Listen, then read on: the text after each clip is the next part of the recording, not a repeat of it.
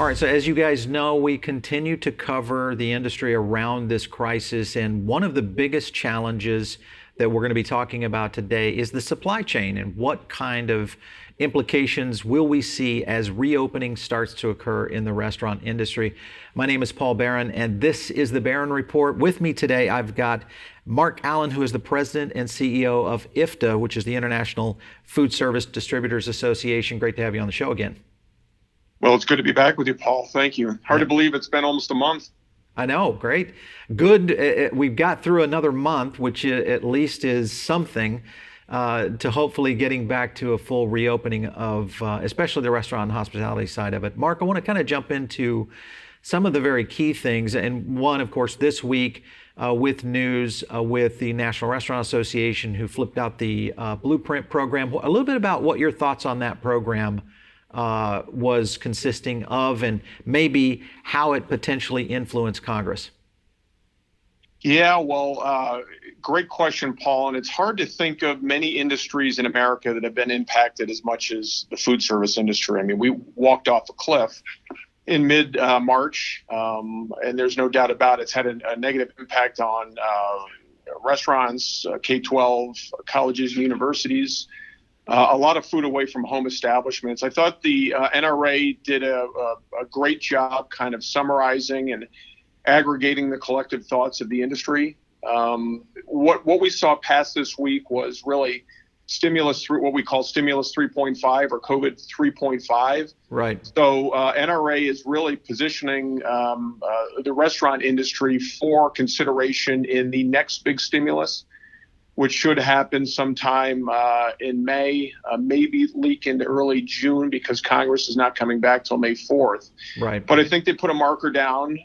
It'll be interesting to see if Congress thinks differently about any carve-outs for specific industries. To date, airlines are the only ones that have gotten any special consideration, but it's hard to think of any industry that has been as impacted as ours. And it didn't happen gradually, it happened immediately. So I think there's an argument to be made that the food service industry deserves special consideration.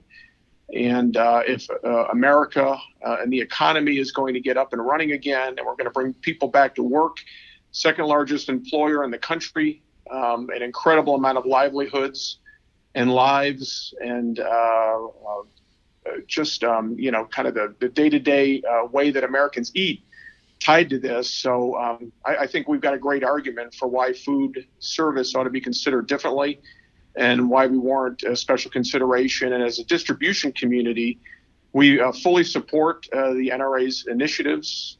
We thought it was well thought out. We came out right on the heels of their request with our own request.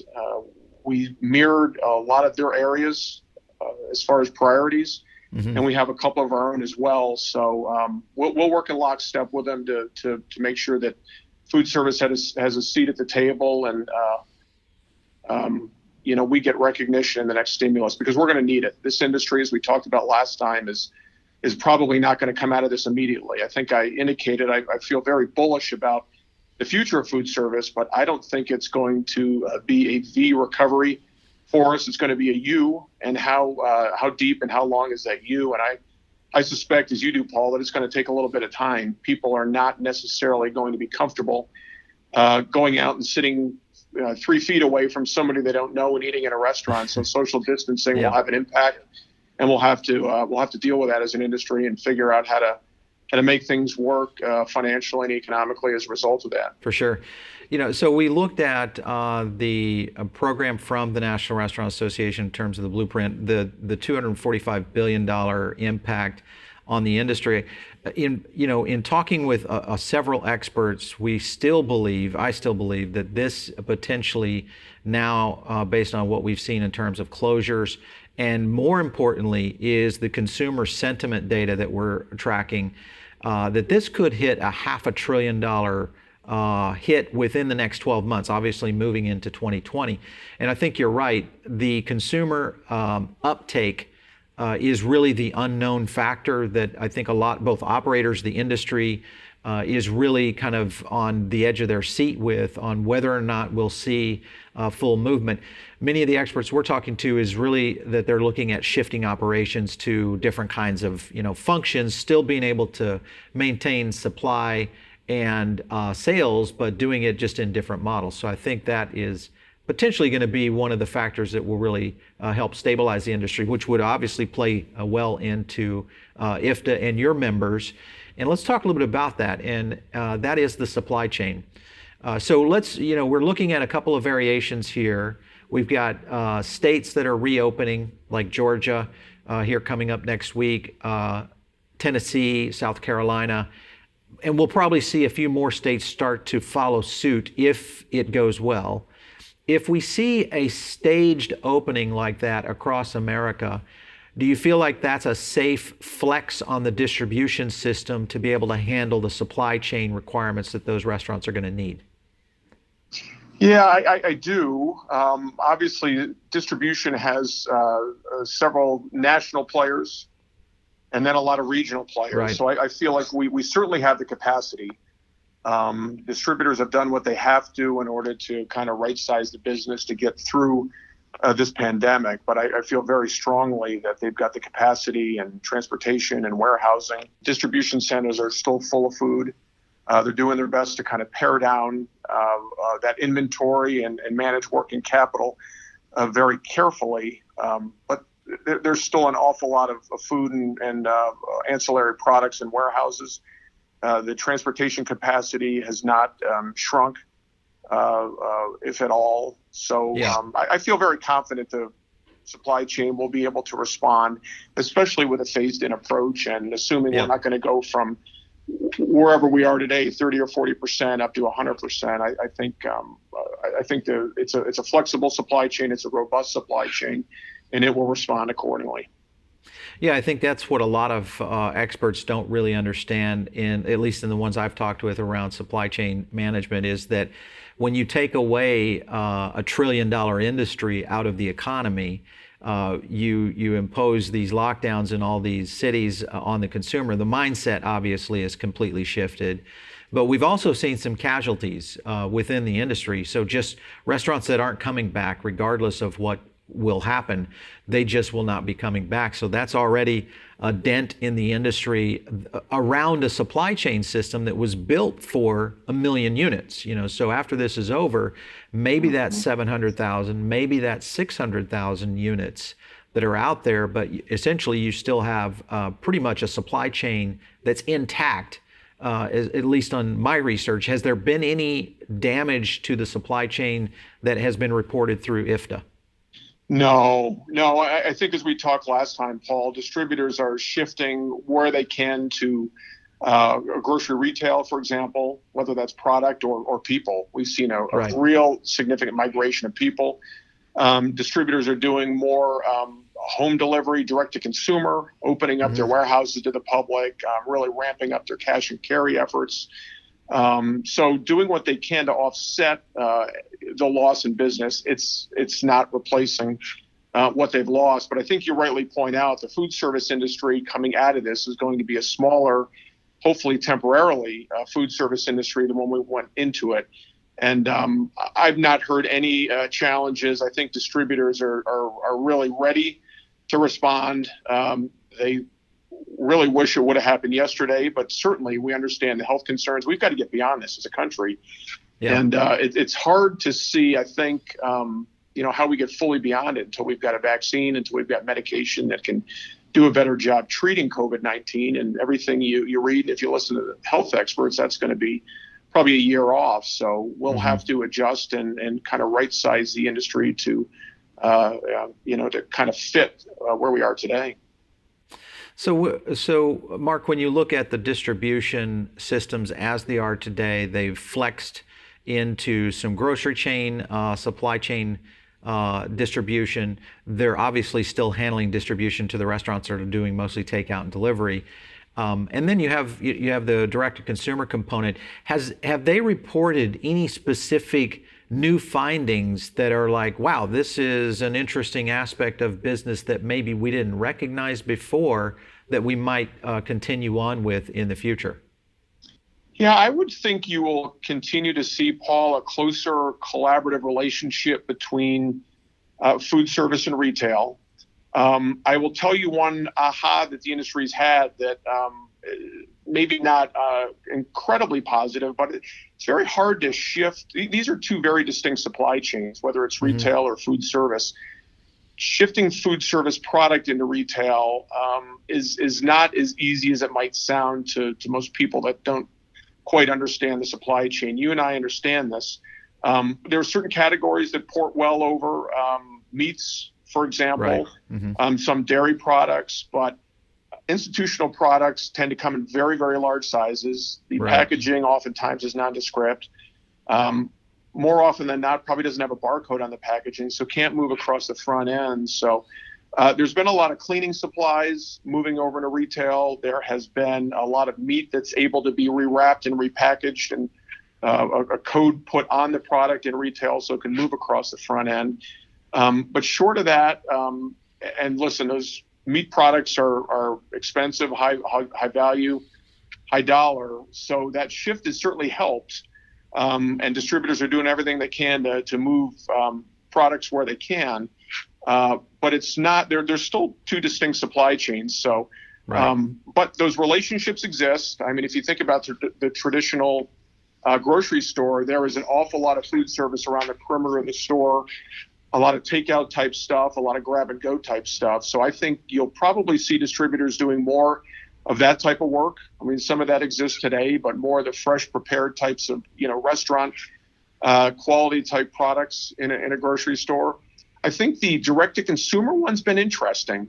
We've got probably 20 members now that are doing boxes directly to consumers. And in this environment where consumers are concerned about going to a grocery store maybe and being with, dozens or hundreds of people shopping aisles, it's actually working. Interesting. People are buying boxes full of fresh produce and fresh meats and things of that nature. So I think that has worked. I do think the distribution industry will have to take a critical and thoughtful look at cash and carry. Cash and carry has really traditionally been focused on the restaurant customer, but do we as an industry open that up to the consuming public now? I mean, is there something that, a need that can be filled there? So I do feel strongly that the industry is going to look differently. This is an industry of entrepreneurs, and I think the things that will work, they'll continue to invest in and leverage. And there will be a lot of learnings coming out of this that I think will make for a stronger industry long term. But I think it's going to be, as you and I discussed last time, painful in the short term. Yeah, for sure. You mentioned cash and carry. I think that's a very good point because if you look at the grocery sector, obviously the numbers are astronomical in terms of growth in this past 90 days. The grocery chains and, of course, the grocery system is sitting here looking at this going, wow, imagine if we could just keep a portion of that business rather than it returning to what in the past was the restaurant space, which was about 50% of food away from home in the past.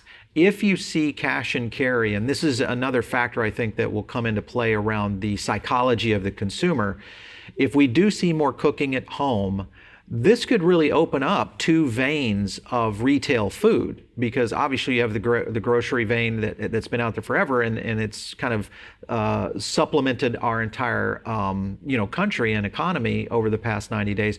But the cash and carry system really has not been out there unless you look at companies like Sam's or Costco or someone like that who sells larger volumes. But we have a spot down here in South Florida called Restaurant Depot that has started to do those kinds of things with cash and carry. I think you guys might be onto something, because that could be a real big play for distributors on a direct-to-consumer model that could circumvent even things like the meal boxes that have had a little bit of growth over a short period of time. I think you guys are onto something there. So I hope to hear more news on that as things start to evolve during this recovery. It'll be great to see that. Absolutely. Mark, I want to get into the last thing, and that is when you look at technology, and distribution has been around and about logistics for quite some time. Have you heard any rumblings around how technology in the distribution system will be potentially increased or developed to maybe look at some new models in the next 3, 4, or 5 years down the road? Anything on the tech side? Yeah, I think, Paul, and this is a really interesting question. Certainly, customer-facing technology, so the investments distributors will make into that technology that sits between them and the restaurant, I think will continue to grow and become more relevant, especially think about the next year or two as we start to repair ourselves and heal as an industry. Right. Sending that sales rep in to take an order may become less important if that sales rep can spend time helping that customer get their business back up and helping that customer understand maybe what best practices are relative to social distancing, or thinking differently about their menu, or if the carry out and takeout craze kind of has legs beyond this, as I suspect it will, thinking about different packaging options and how to do that differently. So I would see, and we've been talking about this as an industry for a long time, but this may be the kind of the impetus that gets us over that hump, is that sales rep really being more consultative, and that technology really filling the role around the kind of the order taking and the kind of a much more robust, attractive product order guide that's got high quality images, that's got features that, chefs that bought this also bought this, or Right. if you're buying a box of frozen beef patties, have you thought about buns? Have you thought about condiments? So I think that whole piece between the distributor and the customer will continue to evolve and change, and that relationship that the distributor has as a consultative asset to that operator, especially the small independent operator, will become more crucial and more important over time. Yeah. Well, and the small independent operators, as you know, make up most of the restaurant industry, or at least pre-crisis, it made up most of the restaurant industry. It'll be interesting to see how much of those operators have made it through when we see the casualty count on the other side for the future. Yes. I don't know about you. I'm actually optimistic about what we're seeing now, because you're right. I think it's forcing our industry's hand to do some things that we weren't necessarily ready to do. Both from an operational standpoint, a supply chain standpoint, a marketing standpoint. I think this might actually pull the restaurant industry into the 21st century, and maybe we get ahead of these things in the future for sure. Yeah, it's well said, Paul. And I think, and I can kind of sense it in your enthusiasm, but I think the wonderful thing in being attached to this industry is people understood we had a very, very dramatic impact in the middle of March. And this has not been easy, but people have not sat down and said, woe is me. It's just an industry of entrepreneurs and people. I always say, if you put a brick wall in front of folks in this industry, they climb over it, they find a way around it, they dig under it. It's just very rewarding to see, as people trying new things, people doing different things, people innovating. Right. And I am completely aligned with you. I think all sorts of new opportunities and new thinking and new ways of doing business will come out of this. I just hope that coming out of this happens sooner rather than later, because I share your same concern that there are a lot of companies that can't sustain this for weeks or months more. So it'll be interesting to see the states you talked about earlier, what kind of success they have in opening up, and see if we as a country can start to get back to normal, and maybe put some borders around those areas that are highly impacted, but let the rest of us start to test what opening looks like and how that feels and how comfortable people are with getting back to some sort of normal routine. Yeah, for sure. Hey, Mark, it's always great to have you on the show. I love to hear what's happening in the distribution world. It's a very critical part of the food ecosystem. So thanks so much for what you're doing out there. Well, thank you, Paul. Appreciate your time today, and it's always great to chat with you. All right. Okay, so for all of you listening in, maybe you're over on Spotify or on iTunes, make sure and drop us a note. We love to get your feedback, and it's the number one way we get information from our audience and to our show, to really kind of understand what direction you're looking for as an operator, or maybe you're an enthusiast, a food enthusiast that are really trying to figure out what's happening in the food service space. That's the place to do it. Also, you can, of course, shoot us an email to producer@foodabletv.com if you have a great idea or someone that you think should be here on the network. We'd love to talk with them and hear more from you about them. Make sure and stay tuned right here as we continue our coverage, of course, right here on Foodable Network. This is the Barron Report.